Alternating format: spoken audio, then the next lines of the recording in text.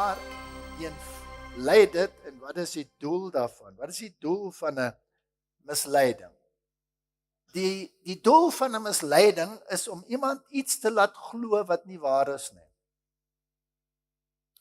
Nou die probleem is dat dit meer kompleks as dit is, want sommige mense kan deel wees van 'n misleiding sonder dat hulle weet dat hulle deel is van 'n misleiding, want hulle is self mislei. En dan is dit 'n sirkel. En hy kan nie gekeer word nie, soos 'n bal, soos 'n rolbal wat deur die woestyn waai. Jy gaan hom net nie keer nie, hy gaan maar net waai. En as jy hom probeer keer, dan moet jy 'n speek iewers in die wiel druk. So die doel van 'n misleiding is om iemand iets te laat glo wat nie waar is nie. Maar soos ek gesê het, as jy oortuig is dat dit waar is, dan is dit vir jou nie 'n misleiding nie, maar iemand wat agter die kap van die byl kom, sal besef dat dit wel 'n misleiding is. Nou in terme van misleiding, wat sê die Bybel, hoeveel van die wêreld is mislei? Wat sê die Bybel daaroor? Die Bybel is baie duidelik oor hoeveel van die wêreld is mislei. As ons 1 Johannes 5 vers 19 lees, dan sê dit daar baie duidelik dat ons weet dat die hele wêreld onder misleiding en boosheid lê. Die hele wêreld. Die hele wêreld is boos en word mislei. In Openbaring 12 vers 9 sê dit dat die Satan daarop uit is om die hele wêreld te mislei. En dan het ons nog 'n belofte, as jy probeer om die misleiding oop te vlek, dan gaan jy vervolg word. Dis 'n belofte in die Bybel. Almal wat godsalig probeer lewe, sal vervolg word. Nou hoekom sal 'n mens iemand wil vervolg wat godsalig lewe? Dit maak ons net nie sin nie. Die enigste rede hoekom jy dit sal wil doen, is as jy oortuig is dat die persoon teen jou beste voornemens optree. En dit is wat so kompleks is. Daar is dinge wat jy kan doen in die wêreld om die wêreld 'n beter plek te maak. Dit is mos wonderlik as daar weer 'n bietjie moraliteit in die wêreld inkom, is dit nie? Die wêreld is so skeef, alles is vol gemors, vol pornografie, vol verskriklike dinge. En nou wil 'n mens hierdie dinge bietjie regruk en dan kom een of ander drel en sê dis verkeerd wat julle doen. Julle moet ophou daarmee, julle mislei die wêreld. En dan gaan 'n mens mos nou kwaad word. So kwaad word vir 'n boodskap soos ons is deel van die pakket. Ons moet maar daarmee saamlewe. Nou kom ons gaan 'n bietjie dieper in die misleiding. Die wêreld sien die misleiding van 'n oppervlakkige standpunt. Ek kan sien dat daar sekere dinge is wat verkeerd is in die wêreld. Dit is mos duidelik verkeerd as daar 'n pedofiel ring besig is om hierdie dorp te werk. Dis mos verkeerd. En as jy daarteen optree, dan is dit die regte ding om te doen. So, as dit kom by die oppervlakkige dinge, almal kan weet, daar's iets wat reg is en daar's iets wat verkeerd is. Hoe is dit dan moontlik dat hulle so kwaad gaan word as jy sekere dinge oopvlek? Want sommige mense gaan sê, ja, maar hierdie dinge soos pedofilie, gaan jy kry in katholieke kringe, maar jy gaan dit ook kry in protestantse kringe. So wat se reg het die protestante om 'n klip op te tel om te gooi na die katholieke of omgekeerd, want albei is skuldig aan dieselfde ding. So wat is hierdie nonsens dat jy nou een groep wil uitsonder en hom die sondebok maak en die hele wêreld in rep en roer wil kry met jou teologie? Wat is die dieper doel van misleiding? Kom ons kyk na misleiding in terme van verlossing. En dis nou waar dit interessant raak. Misleiding in terme van verlossing. Jou op 'n paadjie sit van verlossing wat nie na verlossing toe lei nie, maar na 'n afgrond toe lei. En wie sit daar agter? Daar's tog sekerlik nie 'n predikant in enige kerkverband in hierdie wêreld wat doelbewus mense gaan mislei sodat hulle oor die afgrond afval nie. Is dit nie so nie? 'n Predikant het mos goeie bedoelings as hy daar voor op die preekstoel staan en hy wil tog hê die mense moet die regte ding doen. Maar as daar 'n dieper komponent is aan die misleiding, dan is dit nie net wat is reg en wat is verkeerd nie. Die dieper komponent is, hoe beïnvloed jy verlossing? En hoekom sal die duiwel, want volgens Openbaring 12, soos ons dit net gelees het, is dit die duiwel wat na die hele wêreld gaan om hulle te mislei. Die doel van sy misleiding is om jou weg te vat van verlossing in Christus. Weg te vat van verlossing in Christus. Hy wil Christus beroof van sy erfenis. En wie is sy erfenis? Ons. Nou, 'n NG predikant wat op die preekstoel staan, of 'n Rooms-Katolieke priester wat op 'n preekstoel staan, of 'n moslim wat op 'n preekstoel staan, wil hy nie hê dat die volk gered moet word nie. En jy sien waarvan jy gaan. Hy wil tog hê hulle moet gered word. En sy preke gaan daarvolgens wees. En hy gaan die Bybel aanhaal. En dan kom jy en jy sê vir hom hy's Babylon en hy het geval. Gaan nie goed af nie. Gaan nie goed af nie. So wat moet die maatstaf wees hoe ek kan vasstel of iets 'n misleiding is al dan nie? Daar's net een maatstaf. En daai maatstaf is, en dit was nog so van die begin af, streng gehoorsaamheid aan die insettinge van die Here. Dis die maatstaf. En as daar enige afwyking daarvan is, of 'n vermindering van die waarde daarvan, dan is dit 'n misleiding. So wanneer die Here sê, as julle my liefhet, bewaar my gebooie, en hulle wat sê hulle het my lief en bewaar nie my gebooie, is leenaars. Wat is 'n leenaar? Is dit nie iemand wat jou probeer mislei nie? So dis die maatstaf, is die wet van God. En die doel van die Satan is om Christus te beroof van sy erfenis. En dis waaroor dit gaan. Dit gaan nie in ons boodskap om die Katolieke te kap nie. Dit gaan nie in ons boodskap om daai godsdiens of die genootskap te kap nie. Dit gaan oor 'n diep prinsip. Naamlik Christus se erfporsie. Waarvoor hy betaal het. As daar 'n sekere weg van verlossing is, 'n sekere uitgespelde weg van verlossing. En die Here het baie moeite gemaak om daai weg uit te spel. In die Ou Testament is dit in tipe, in die Nuwe Testament is dit in antitipe. Die verlossingsplan volledig verduidelik. As ek dit tersyde stel, dan gaan ek verdwaal. So die Here het vir ons 2 maatstawwe gegee. En die Eindtyd Kerk is die enigste een wat al 2 maatstawwe het. Die ander het 1 maatstaf. En dis die Bybel. Die Bybel moet vir jou sê wat is reg en wat is verkeerd. Nou geset, moet jy kyk na wat is reg en wat is verkeerd. En die ander ene is die gees van profesie, wat 'n hulpmiddel is om die Bybel duidelik te maak. Daai twee is ons hulpmiddels om misleiding te kan identifiseer.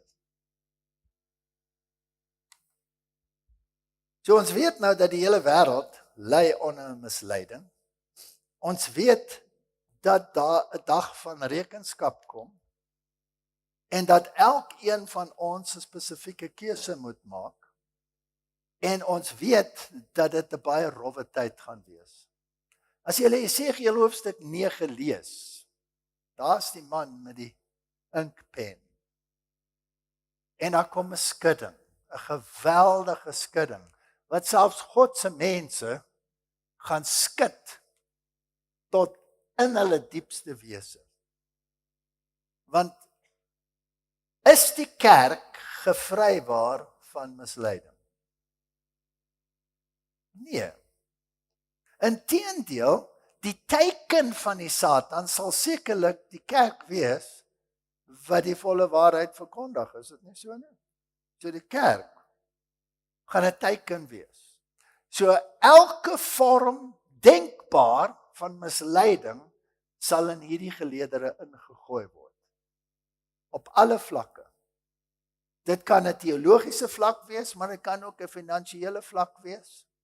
Dit kan 'n struktuurvlak wees. Doen mense dit wat hulle behoort te doen in hierdie kerk? Ons kan oorlog voer in hierdie kerk tot ons blou in die gesig is. Die vraag is, hoekom het die hervormers hulle afgeskei van Katolicisme? Hoekom? Want kom ons gaan terug heel na die begin toe. Die Here onderrig 12 mensies en 'n paar medelopers, waaronder ook vrouens en 'n hele spul mense. En hy onderrig hulle. En hulle begin sien die beste leermeester in die wêreld, wat die wêreld nog ooit gesien het, kon hy dit regkry om in 3,5 jaar vir daai disippels die volle waarheid in 'n pakket te gee, ja of nee? Nee, hy kon dit nie regkry nie. Want selfs op die dag van sy kruisiging het hulle nog met mekaar beklei oor wie is die beste onder hulle, of wie is die belangrikste, of wie is die dit, of wie is die dat. En dit sal nie so wees nie, sê Petrus vir hom. Hy het nie verstaan nie, die Here het vir hom gesê, ek gaan gekruisig word, ek gaan doodgaan, en sê, dit sal nie wees nie. Dit pas nie in my raamwerk van denke nie. Gaan nie gebeur nie. En na die opstanding, en nadat die Heilige Gees uitgestort het, en nadat hulle hierdie waarhede begryp het en begin verkondig het, toe was hulle eendragtig saam en het nooit van mekaar verskil nie, né? Is dit so? Nee. Ek hou oor die Engelse Bybel dit sê, oor Paulus en Barnabas byvoorbeeld. There was no small contention between them. Wat beteken there was no small contention between them? Hulle het beklei soos kat en hond. Dis wat dit beteken. En Petrus, hy was tog die eerste paus, was hy nie? Wat het Paulus vir hom gesê terwyl hy sy vinger in sy gesig geboor het? Jy hypocriet, wat doen jy? Jy leer een ding en gaan doen jy die ander. So nie een van hulle was gevrywaar nie, maar hulle het die waarheid as 'n pakket gehad. En toe kom die gevolge van die huis wat leeg was en die tempel word vernietig. En die Joodse zealots hou aan om agter die Romeine aan te gaan, want hulle dink nog steeds hulle gaan die koninkryk oprig en hulle gaan regeer. Dit is die groot punt. As ons dit verstaan, die dryfkrag van die mens is om beheer uit te oefen. Hy wil baas wees, hy wil regeer. Christus was in die pad, hy moes waai, sodat hierdie regering hier kom plaasvind. En uiteindelik is die Romeine kwaad. En hier iewers in 156 jaar na Christus is die keiser Hadrian tot hier toe. En hy gee opdrag vir 'n tweede vernietiging van Jerusalem en 'n verspreiding van die Joodse volk heeltemal uit die Midde-Ooste uit. Hy vernietig die tempel, hy verbied die Joodse godsdiens en hy verbied die Sabbat. Keiser Hadrian. Nou is die Christenkerk in 'n geweldige pekel, want hulle hou Sabbat. Die hele Christenkerk het Sabbat gehou. Die Ethiopiese kerk het Sabbat gehou, Keltiese kerk het Sabbat gehou, die kerk in die ooste in Syrië, Antioch het Sabbat gehou. Selfs in Rome het almal Sabbat gehou. Almal het Sabbat gehou. En die biskop van Rome kry 'n blink plan. Hy gaan na die keiser en sê, ja, ons is nie eintlik soos die Jode nie. Ons is iets heeltemal anders en ek weet die Sabbat is nou verbied, maar wat as ons dit skuif na die heilige dag van die son? En dan vier ons die opstanding. Dan los ons mos nou hierdie dekreet van jou op en jy sien ons dan nie as die vyand. Dis hoe dit gekom het. En uiteindelik is die hele Christenwêreld uiteindelik oorheers deur hierdie magte met militêre hulp, so terloops van die weermag van die Romeinse Ryk. En die waarheid word onderdruk wêreldwyd. Hier en daar is daar groepe wat probeer om dit te handhaaf, soos die Waldenses en die Albigensers en 'n groep in Afrika, die Ethiopiërs, hulle hou nog by die Sabbat. Maar oor die jare word dit uitgewis. En 'n tyd van groot duisternis kom oor die wêreld en die woord word in 'n vreemde taal begrawe sodat niemand toegang daartoe kan hê nie. En die gesag van die kerk is nie net 'n gesag oor die kerkaspekte nie, maar word 'n gesag oor die staat. Die twee swaarde. Die swaard van die kerk en die swaard van die regering. En die swaard van die kerk staan hoër as die gesag van die regering. Die twee swaarde. En dis 'n wonderlike situasie, want die kerk regeer en die regering en hulle is kop in een mis en die volk word mislei.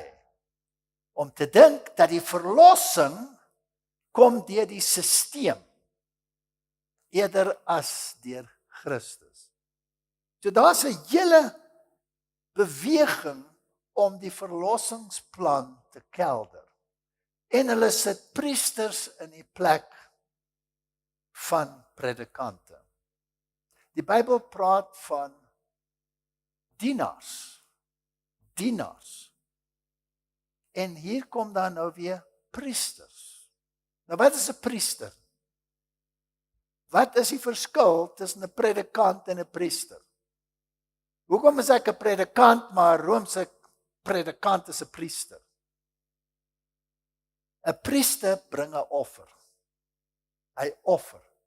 So in die Ou Testament was dit priesters, maar in die Nuwe Testament word dit predikante, ministers, iemand wat dien, 'n dienaar.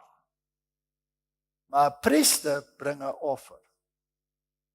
En die altare kom terug en hulle begin offer. Nou is 'n godslasterlike ding, want die Bybel sê deur een offer is vir almal die prys betaal. Die een offer. Goed, lang storie kort, die reformatie ontdek weer die woord. En hulle ontdek wat verlore gegaan het. Die pad van verlossing gaan nie deur 'n sisteem nie. Daar's nie 'n middelaar nie. Wat tussen God en die mens optree as 'n mens nie. Want in Rooms-Katolisisme het hulle geleer dat niemand kom na die Vader behalwe deur Christus. Dit klink mos reg. Maar niemand kom na Christus behalwe deur die Heiliges. En daar lê die probleem. En Rooms-Katolisisme leer dat Christus het nie al die pad afgekom na ons toe nie. Hy was nie al die pad af nie. En dis hoekom hulle 'n ander doktrine ontwikkel het, en daai doktrine is die van die onbevlekte ontvangers. Immaculate Conception. Nou wat is daai teologie? Daai teologie word vandag baie misverstaan. Hulle dink dit is Jesus waarna verwys word. Nee, dit verwys na Maria. Deur 'n dekreet van God is Maria onbevlek verklaar. Sonder sonde. As sy onbevlek was, dan kon sy nou geboorte gee aan die onbevlekte Messias. So hy kry sy onbevlektheid deur Maria. Verstaan julle die teologie? So Maria word opgehef, en as jy nou gebore word deur 'n dekreet van God as onbevlek, dan het jy mos geen sonde nie. En as jy geen sonde het nie, dan hoef jy ook nie te sterf nie. Want die loon van die sonde is die dood. So dan kon sy mos nie gesterf het nie, want sy was dan onbevlek. En so leer hulle dan die leerstelling van die hemelvaart van Maria, waar sy aan die regterkant sit, en sy word die medemiddelaar. Dit gaan eintlik deur haar. Kan julle sien dat daar alternatiewe weg oopgevlek is, opgemaak is, om Christus te omseil? En julle het sien. So wat is dit? Dit is 'n misleiding. Sê die Bybel enige iets daaroor? Is daar so iets dat Maria onbevlek is? Nee, die Bybel sê sy was onder die wet. Nou as Maria onder die wet was, dan beteken dit dat sy onder die vloek van die wet was. So die loon van die sonde is die dood. So sy het gesterf, net soos enige iemand anders, en as jy na die Midde-Ooste toe gaan, dan kry jy verskeie grafte van Maria. Jy kry by die ortodokse kerk, kry jy 'n graf van Maria, en by die Katolieke kry jy ook een, maar sy het nooit daarin beland nie, want sy is direk op hemel toe. Dit is 'n misleiding. Maar nou word die teologie verder uitgebou. Hoe word jy dan nou gered? Hoe word jy gered? Wel, ons weet, Jesus het gekom om vir ons te sterf, maar nie in Katolisisme nie. Jesus het gekom in Katolisisme om die perfekte voorbeeld te wees. Die perfekte lewe uit te lewe. Hy het gekom om die Vader te behaag met sy perfekte lewe en sy perfekte werke. Maar die gevolge van die sonde het hy nie gedra nie. Jy moet hulle nog steeds self dra. Dan het jy mos nou 'n verlossing deur jou eie werke. Is dit nie so nie? So toe kom hulle met 'n teologie, skoon my, wat sê, goed, hoe word ons dan nou verlos? Want ons is almal sondaars. Wel, nommer 1, jy moet jou sonde bely, maar jy bely dit nie aan God nie, jy bely dit aan 'n priester. En die priester is dan die een, want hy is nou ingeskakel tussen God en die mens. Die priester is die een wat die sonde vergewe. En God self moet homself onderdanig stel aan wat die priester gesê het. So die priester neem nou eintlik die plek van God in. Hulle noem hom 'n alter Christus, 'n ander Christus. So hy vergewe jou sondes. Maar daar is mos nog 'n skuldlas wat by hierdie sondes betrokke is. Julle weet my? Jy's mos nou skuldig. Jy het nou moord gepleeg. So jy's skuldig. Jy moet die prys betaal vir daai sonde. Jy gaan na die priester toe, die priester vergewe jou vir jou sonde, maar die skuld is nog nie betaal nie. So waar gaan dit nou gebeur? Toe kom hulle met 'n Griekse mitologie oor die vagevuur. En in die vagevuur betaal jy die prys vir jou sonde. So wie is die sondedraer dan?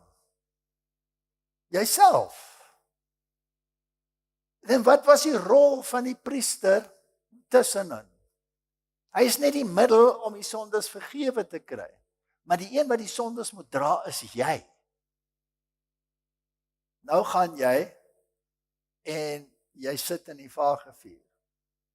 En daar brand jy vir 'n jaar, 10 jaar, 1000 jaar, 'n millennium, afhangende van hoeveel sonde jy gepleeg het. Maar nou kom die volk en sê, maar dis erg. Ek kan maar sien, duisende jare daar in die vagevuur sit en mens net afgebrand kry, nie? Hoe gaan ek daar uitkom? Ek verduidelik vir julle hoe die teologie ontstaan het, sodat julle kan verstaan waaroor dit nou eintlik gaan. En hulle sê, goed, ons maak 'n plan. Die rede hoekom jy so lank in die vagevuur sit, is omdat jy geen meriete het nie. Jy het niks om te offer nie. So jy betaal maar nou net die prys en die prys is pyn.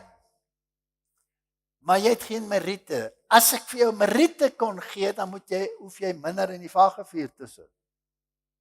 Waar kry ek die meriete vandaan? En toe ontwerp hulle 'n stelsel wat hulle noem die skatkis van meriete. En die een wat die sleutel het tot die skatkis van die meriete is die paus. Julle met my?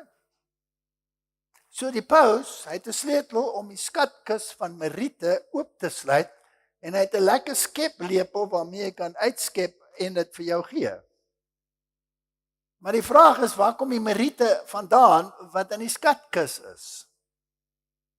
En die antwoord is, dis die meriete van Christus se goeie werke wat in die skatkis is, maar die meriete van Maria se werke, en hulle is onskatbaar in waarde, is ook in die skatkis.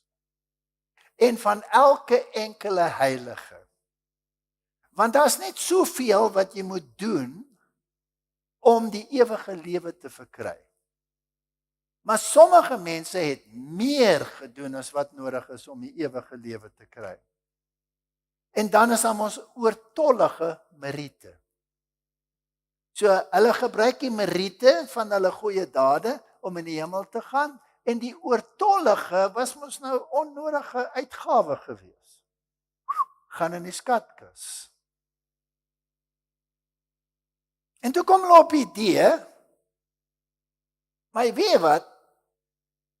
Dis 'n skatkis. 'n Skatkis het waarde. Miskien kan ons 'n randjie hier maak en 'n randjie daar maak as ons hierdie skat verkoop. En toe kom hulle op die aflosstelsel af. Kan julle nou verstaan dat die hele plan van verlossing is nou in sy swerm? Daar's niks oor van die plan van verlossing. Dis 'n heel ander stelsel van verlossing. 'n Totaal vreemde, onbybelse stelsel gebaseer op mitologie. Dis nie Bybels nie.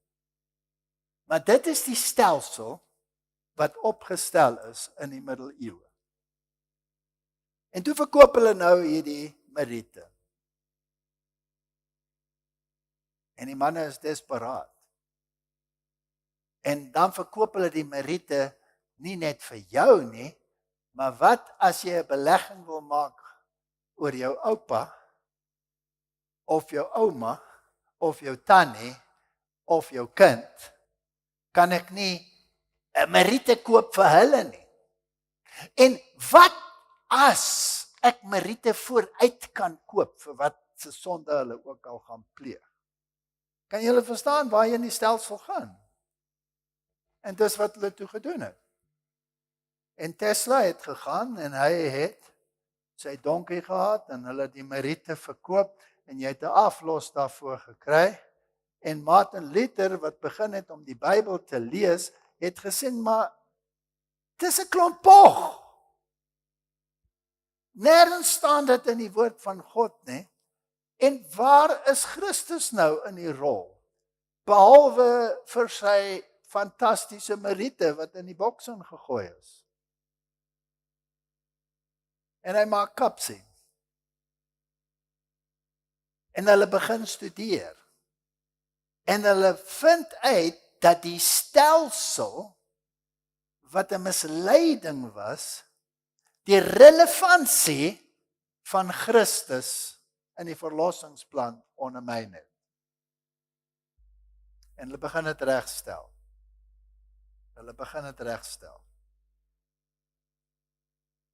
En wat gebeur toe hulle dit begin regstel? Oorlog. Dis oorlog. Want wat het jy nou ondermyn? Wat het jy ondermyn? Jy het die gesagsstruktuur en die absolute afhanklikheid van die stelsel om verlos te raak, het jy gekaap, jy het dit ondermyn. Die hele finansiële struktuur, die hele ekonomie val in duie. Die paus wil tog Sint Petrus bou as die grootste ding en hier kom hierdie mokkel en hy ondermyn nie die stelsel. Daar's 'n finansiële implikasies, daar's gesagsimplikasies, daar is enorme implikasies. Die hele samelewing se stelsel gaan hier vernietig word. Dit moet verwyder word. So 30 jaar lank is daar oorlog. En dan wen die een en dan wen die ander.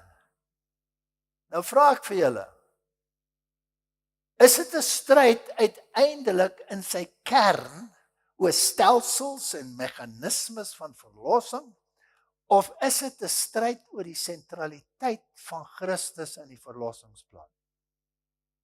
Wat is 'n Christen? Wat is 'n Christen?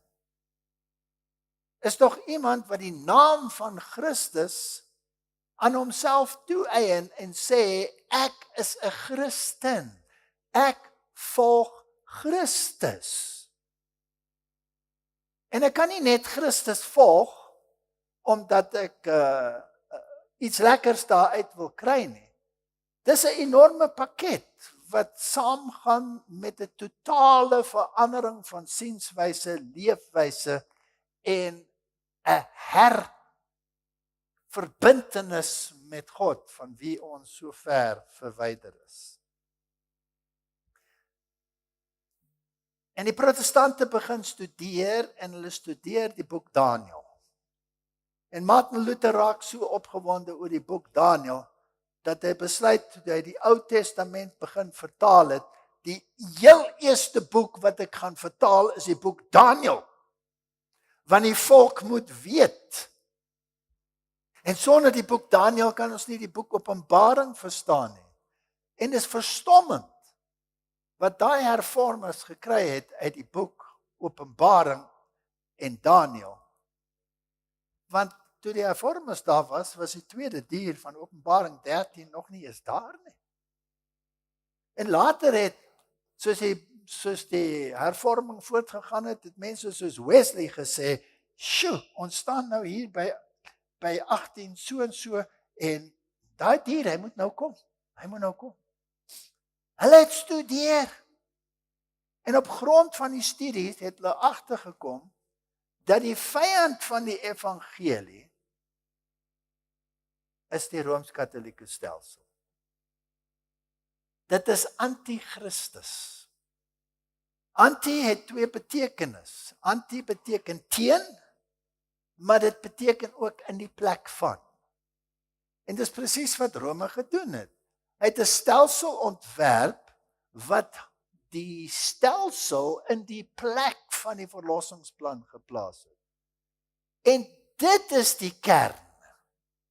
Hoekom Katolicisme 'n gevaar is en die anti-kris genoem word. Dis die enigste rede.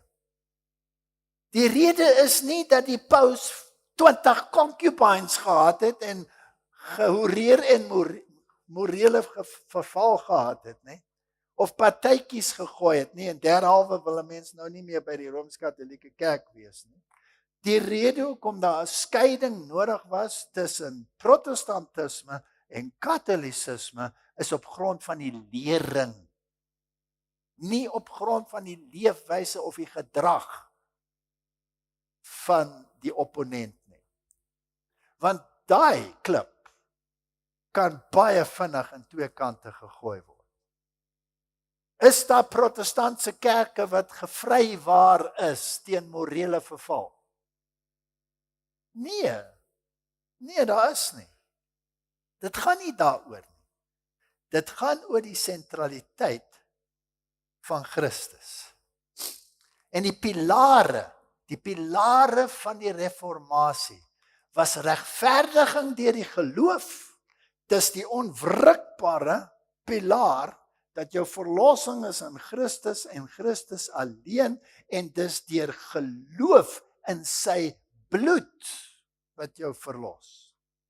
Katolicisme het gesê anathema. Jy is vervloek as jy dit verkondig. Nou hier was 'n groot skeiding. En die ander ene was die pausdom is die gevaar, die anti-kris. Nou in ons eie geleedere kry ons vandag sekere gedagtes. En ek sit dit maar hier op die skerm, nie om hierdie mense aan te val nie. Alhoewel ek nie mag jok nie. Kom ons sê ontbloot. Ek wil hê julle moet sien hoe hulle dink. Want hoe hulle dink is hoe die res van die wêreld gaan dink. Is julle met my? Dis hoe die res van die wêreld gaan dink. Adventist Today kom met 'n artikel en net voor hierdie artikel het 'n man met die naam van Brunsma met wie ek al 'n paar interessante uiteensettings gehad het, met die idee dat katolicisme het verander. Hy gee vir jou nou godsdienstvryheid. Dit's 'n wonderlike stelsel en hulle doen so baie goeie werke en hulle doen dit en dat en die ander. En hoekom is ons nou so lelik met hulle? Wat is verkeerd met ons? En hulle skryf hier, it's time to come clean. We do not merely believe that our church is the one we think is right, nor even that ours is the only true church. At the very heart of our eschatology is the teaching that the Roman Catholic Church is almost supernaturally powerful and irredeemably evil. Nou kan ek vir julle 'n vraag vra. Staan die lede van die Rooms-Katolieke Kerk nie ook onder 'n misleiding nie? Is 'n groot misleiding erger as 'n klein misleiding. As die misleiding jou beroof van die ewige lewe, is 'n groot misleiding erger as 'n klein misleiding. Nee, want 'n misleiding gaan jou lei na die ewige dood toe.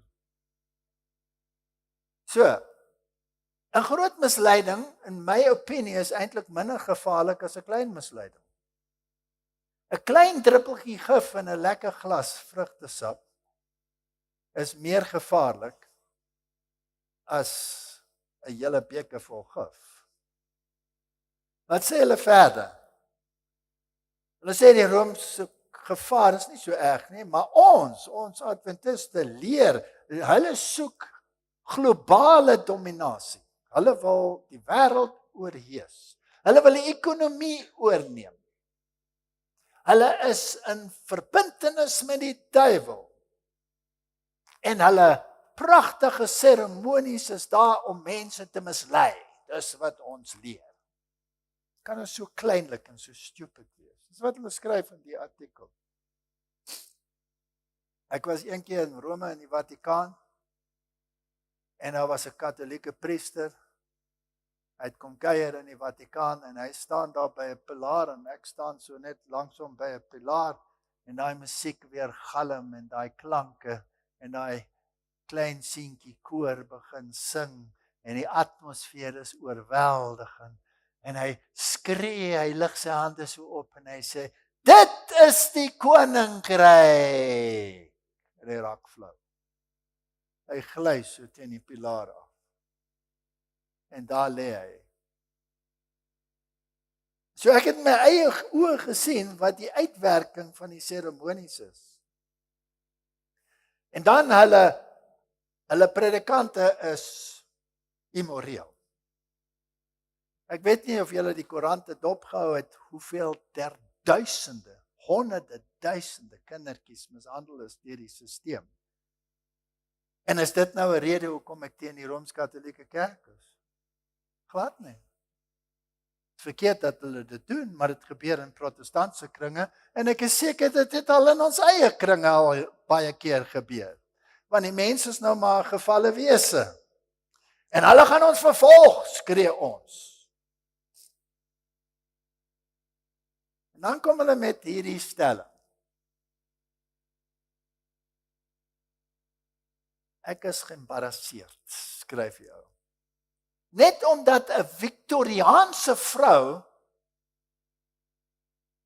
bevooroordeelde dokumente gekopieer het, so 150 jaar gelede, en dan, as gevolg daarvan ons die groot stryd uithandig, dan kan ons doen 'n goeie werk.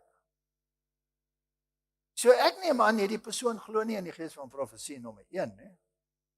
Nommer 2 is hulle teen die uitgee van die groot stryd.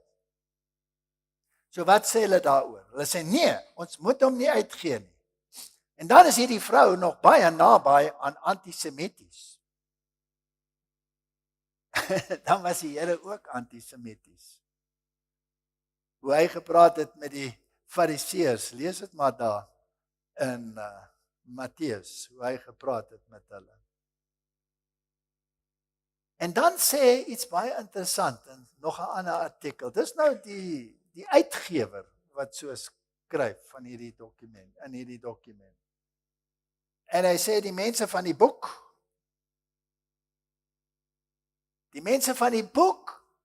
dis nou ons. Daar's geen voorspellings oor die Eerste Wêreldoorlog nie, daar's geen voorspellings oor die Tweede Wêreldoorlog nie, daar's geen voorspellings oor wat in Vietnam gebeur het nie, daar's geen voorspellings oor die geweldige siektes wat gekom het, en daar's niks in die Bybel oor COVID nie. Dan dink ek by myself, ek is nou jammer, maar dit is nou so 'n patetiese argument. Want dit mis die punt geheel en al. Dit gaan nie daaroor hoeveel siektes daar was nie, hoeveel aardbewings daar was nie, hoeveel oorloë daar was nie, of daar 'n Vietnamoorlog was nie, of 'n Irak-oorlog daar was nie, of 'n moontlike oorlog met Iran daar was nie, of dit of dat of die ander nie. Dit gaan oor die kern van die verlossingsplan. Dit gaan oor die stryd tussen Christus en Satan. En die boek, die groot stryd, beeld dit volgens my die beste uit wat enige mens dit kan doen. Die sentraliteit van Christus in die verlossingsplan is die probleem. Niks anders nie. En hoeveel kernwapens die verskillende nasies het, is dit nodig dat die Bybel vir ons sê hoeveel kernwapens die Russe het en die Amerikaners het. of op Suid-Afrika 'n bom gemaak het en 'n dak vir Iran as 'n geskenk gegee het. Daar is sulke spekulasies so terloops. Dis nie waaroor dit gaan nie, dit gaan oor Christus. So ons het hierdie goed nie verwag nie, sê hulle. Hoekom? Want ons profetiese beeldjie is nie volledig nie. Wat 'n nonsens is dit? Dielik is ons profetiese prentjie volledig. Hoe werk die verlossingsplan? Dit is die eenvoudige, basiese vraag. En as ons daai vraag kan beantwoord, dan gaan alle misleiding, of dit nou so groot is soos 'n skatkis waarmee die paus met 'n lepel kan skep, wat 'n klomp nonsens is, of 'n ander misleiding dat die wet weg is. As die wet weg is daar geen oortreding nie. As daar geen oortreding is nie, dan hoef Christus nie te sterf nie. Maar Christus het gesterf. So is die dood van Christus die waarborg dat die wet nou uiteindelik ongedaan gemaak is, of is die dood van Christus die waarborg dat die wet staan en hy kon nie omseil word nie, derhalwe is die prys betaal. Is dit nie logies nie? Dis 'n logiese godsdiens. Die duiwel word uit die hemel uitgegooi oor oortreding van die wet en die mens in sy oortreding word verwelkom in sy plek. Maak dit sin? Dis so eenvoudig soos dit. So as 'n protestantse kerke nou preek dat die wet is ongedaan gemaak, of dat daar 'n geheime wegraping kom, sodat die hele Bybel verniet geskryf is, want ons hoef nie te weet wie die anti-kris is nie, want hy kom eers nadat die kerk weggeraap is. En al die waarskuwings oor die anti-kris is totaal irrelevant, want hy het niks met ons uit te waai nie. Is dit mos maklik om te sê, so teologie is vals en gee vals hoop aan die mensdom. Dis nie die pad van verlossing nie. Dis ook 'n misleiding. En hy gee ook 'n valse weg. Dis 'n probleem. En toe kom Donald Trump, en ek gaan dit nou nie speel nie, ek gaan maar net sê wat hy daar sê. Hy sê die tyd het gekom wanneer ons nie meer tolerant gaan wees teen anti-katholieke praatjies nie. Wat hy sê hier. Ons gaan dit nie meer duld nie. Nou het ek 'n probleem.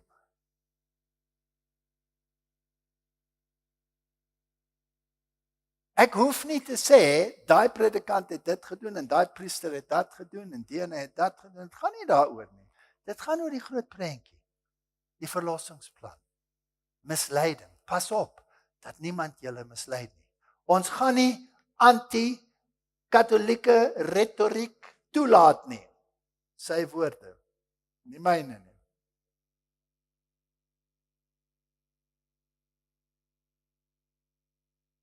Nou word daar vir ons gesê, die Rooms-Katholieke is 'n wonderlike stelsel, want kyk hoeveel sopkombuise het hulle, en hoeveel dinge word uitgedeel, en hoeveel daar gedoen word vir die armes, en dit en dat en die ander. Wel, die satanistiese kerk doen dieselfde. Satanistic church holds drive to collect socks for the homeless. Moet ek nou sê, maar hulle is wonderlik, kom ons bring hulle in die ekumene in. Gaan Donald Trump die sataniste kerk nooi om in sy kabinet saam te werk? Sal nie goed afgaan nie, né? So ons kan so betrokke raak in al hierdie goed, dat ons die plan totaal misloop. En daar's 'n paar ononsies tussen Francis en die wêreld, en so voort. En die liefde, die orde van die amoros, hoe ons die liefde toepas, jy moet eers jouself lief hê, dan kan jy die ander, en Paus moet nou nie, jy weet, as ons praat oor die refugees, moet nou nie betrokke raak en so voorts nie. En dan kom ons by 'n stap waar Trump sê, dat ons 'n taakmag moet oprig, om anti-christelike optredes uit die samelewing te verwyder. Vraag, werk kerk en staat nou saam, ja of nee? En hy stig 'n organisasie 'n taak mag en hy gee vir hulle 'n ruimte binne in die Withuis net langs die hoofkantoor. Is dit 'n teken dat hy van plan is om saam met die kerke te werk, ja of nee? En nou hierdie naweek, Paasnaweek, het hy alle kerke genooi om by die Withuis 'n dag van samesyn te vier en eenheid tussen kerk en staat te bewerkstellig.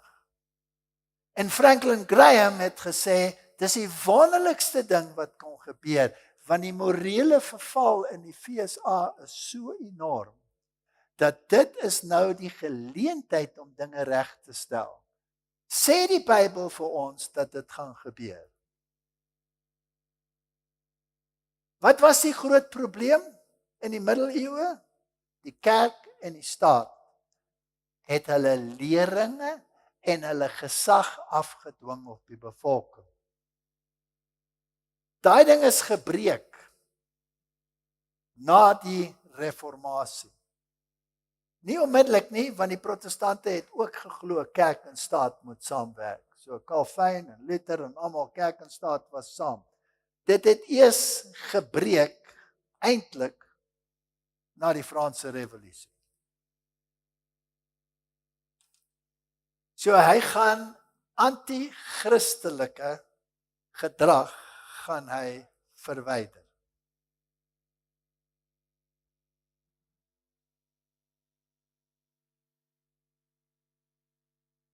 Nou hier's Marco Rubio. Hy is die sekretaris wat met buitelandse sake bemoeid is. En hy verskyn op nasionale televisie met die as Woensdag Katolieke teken op sy voorhoof. En nie net hy nie, die hele ou spul van die akteurs in The Chosen verskyn met daai merk op hulle gesig en al hierdie belangrike mense verskyn, die celebrities verskyn daarmee op hulle voorhoofde. En die visiepresident van die FSA beeld uit hoe hy hierdie tekens aanvaar. Met watter godsdiens vereenselwig hulle self nou? Met Rooms-Katolisisme. Hoe is dit moontlik dat dit kon gebeur? Want net jare gelede was almal in hierdie land absoluut oortuig dat Rome die Romeinse gevaar was. Maar nou is Rome nie meer die Romeinse gevaar nie. Die ekumene en Vatikaan II het dit verwyder en soos die ouens in hulle artikels skryf, die Vatikaan het verander want hy gee jou nou godsdienstvryheid. Maar hulle lees nie die fynskrif nie. Die fynskrif sê jy kry godsdienstvryheid net as jy voldoen aan die orde. The common good. Net dan het jy godsdienstvryheid. So jou godsdienstvryheid is ondergeskik aan die orde. En wie bepaal die orde? Dit is die vraag. En die antwoord is die Vatikaan wat die orde bepaal. Het julle geweet dat die Rooms-Katolieke Kerk is nie deel van die ekumeniese beweging nie? Het julle dit geweet? Hulle is nie deel van die ekumeniese beweging nie. Die ekumeniese beweging is 'n protestantse struktuur. Dit is vir protestantse kerke. Hoekom kan Rome nie deel wees van die ekumene nie? Sy is die ma. Sy is die ma. As sy deel sou wees van die ekumene, dan sou sy erken dat daar 'n verandering moet plaasvind in haar.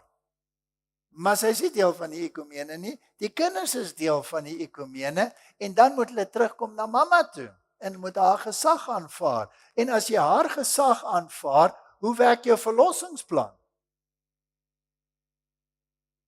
Deur 'n meriteskatkis en deur 'n priesterstelsel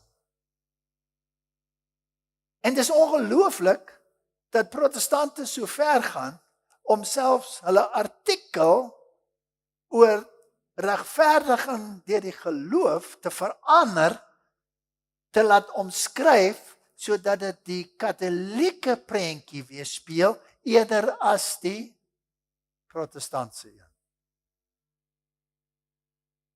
Dis seker die ergste verkragting van die verlossingsplan wat in my leeftyd nog gebeur het. Die gemeenskaplike verklaring oor regverdiging, wat geteken is deur die protestantse kerke. Ek gaan dit vir julle sê in Engels. Together we confess. Dis nou die katholieke en die protestante. That it is by grace alone, through Christ's saving work, that we are justified.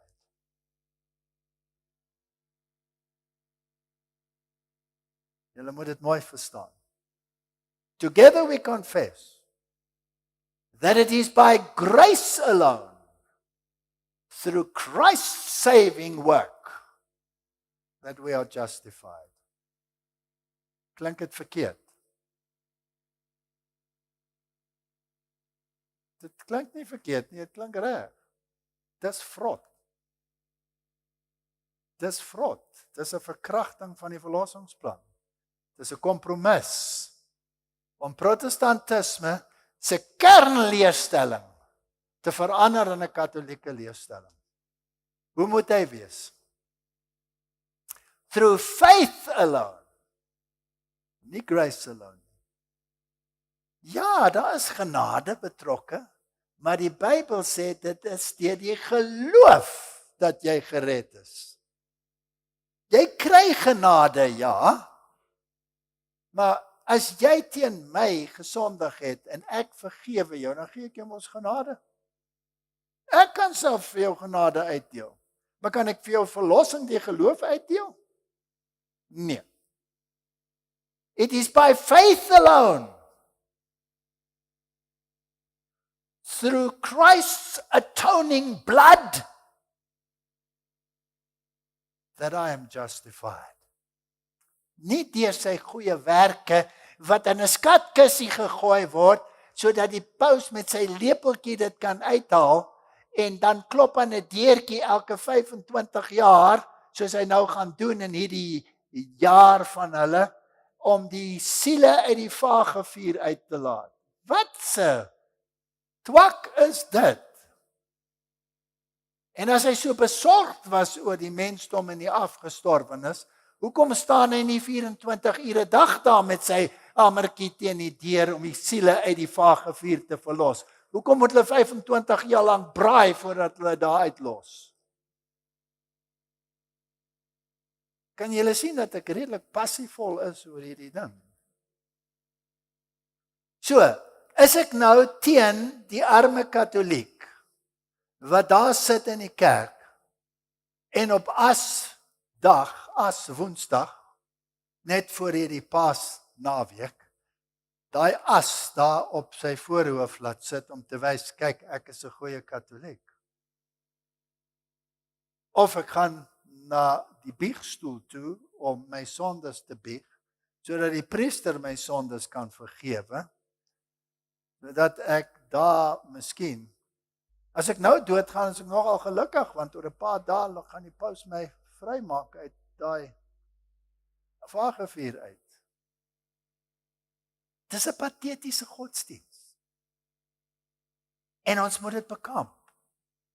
So wanneer die groot stryd uitgehandig word, gaan dit oor die groot stryd tussen Christus en Satan. Dit gaan nie oor die nietige verskille tussen denominasies nie. En as enige protestantse denominasie bereid is om daai kompromis aan te gaan, verloon hy dan nie sy Here nie. En selfs dan is ek nog bereid om genade uit te deel. En te sê, julle het die kern verloor, omdat julle nie meer studeer nie. Julle kyk julle vas in die gebeurtenisse. Kyk na die kern is Jesus. Hoe word ek verlos? Wat is my kaartjie na die hemel toe? Sy bloed. Hy het dit uitgestort vir my, en hy gee vir my sy spierwit kleed, bo my vuil klere. Nee, hy sê, trek hy vuil klere uit, en gee vir hom daai kleed van geregtigheid. Gaan ons ingaan met ons eie kleed, ja of nee? Nee. Elke katoliek gaan met sy eie kleed daarin. Elke katoliek. Dink julle die katolieke wat sit in die gehoor, weet dat die katolieke kerk leer dat Jesus het nie vir hulle gesterf nie. Hulle weet dit nie. Hulle weet dit nie. Is dit nie tragies nie? Is 'n verskriklike misleiding. Is dit nie regverdig dat 'n mens hulle moet waarsku teen hierdie dinge nie? So, behalwe al hierdie foute soos vagevuur, versoening, heilige aanbidding, noem dit wat julle wil. Die grootste probleem is hulle wil die mag en die gesag oor julle uitoefen. Hulle wil die koninkryk hier op aarde hê. Is dit nie wat die Jode wou gehad het nie? Nou, Marco Rubio, soos ek vir julle gewys het, of selfs Johnson, wat die hoof is van die kongres, hulle is millennialiste. Hulle is mense wat die koninkryk hier nou wil opbou. So ons is presies daar waar die Jode was. En die Bybel sê dat die konings destyds was geallieerd teen Christus. En die Bybel sê aan die einde van die tyd gaan die konings van die wêreld ook geallieerd wees teen Christus. Hoekom het Babylon geval? Die eerste rede hoekom Babylon geval is omdat hulle die wyn van Babylon, die valse doktrines aanvaar het. Hulle glo in die onsterflikheid van die siel. Hulle maak 'n kompromis oor die regverdigingsleerstelling. Hulle maak hierdie kompromisse ter wille van vrede. So hulle die doktrine aanvaar, hulle die wyn van Babylon aanvaar. Geval.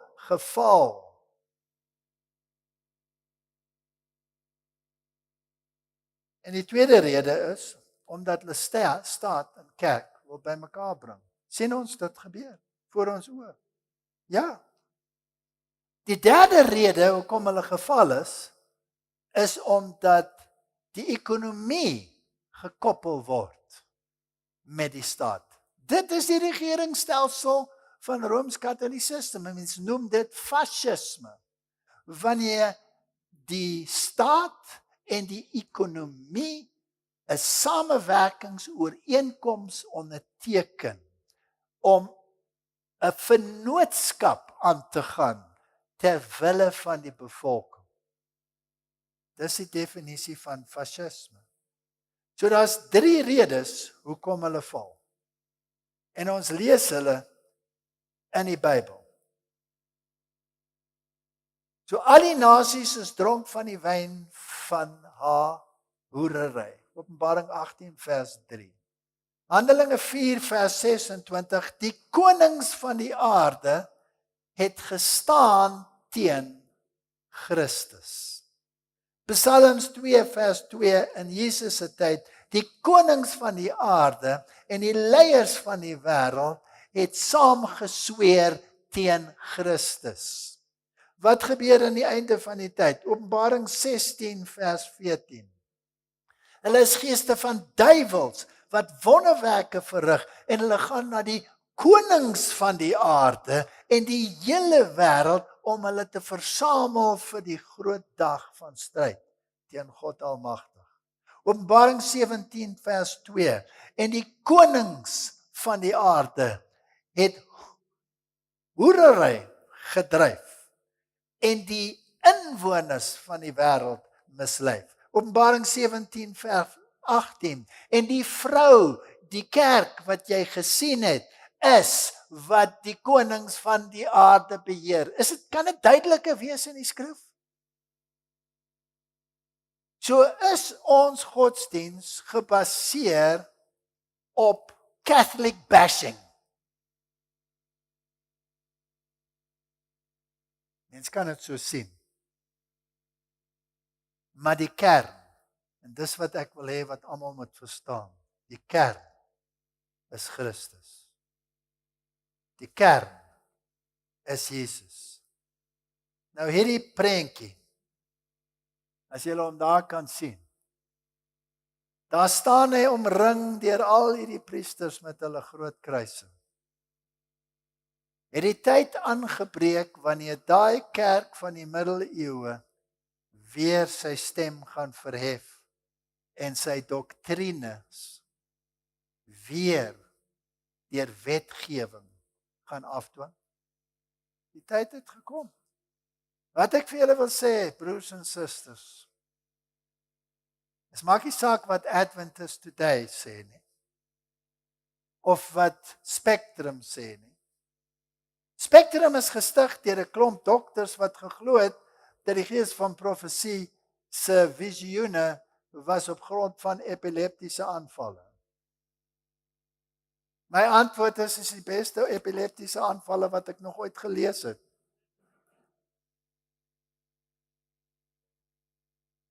Ons kan nie om polities korrek te wees die kern van die boodskap verontagsaam nie. Dit gaan nie oor die arme Katoliek nie, en dit gaan nie oor die arme Calvinist nie, en dit gaan nie oor die arme dit of dat of die ander nie. Dit gaan oor die sentraliteit van die verlossingsplan. Vrees God en gee hom die eer, want die tyd het van sy oordeel het gekom, en die oordeel is gebaseer op die wet. Kom in harmonie met die wet van God. Aanvaar die koninkryk van God. Hy is jou koning.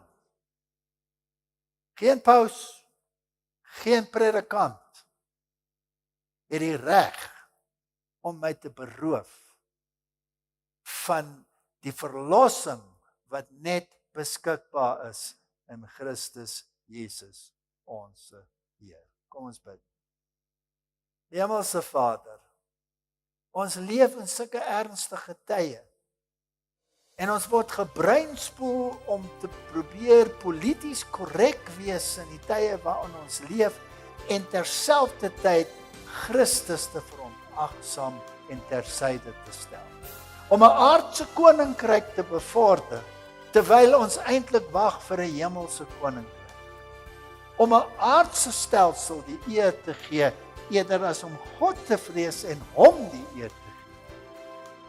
Help ons om wakker te word. Help ons om te besef waaroor dit gaan. Dit gaan oor die groot stryd tussen Christus en Satan. En ons is vasgevang in die middel. Help ons in Jesus naam.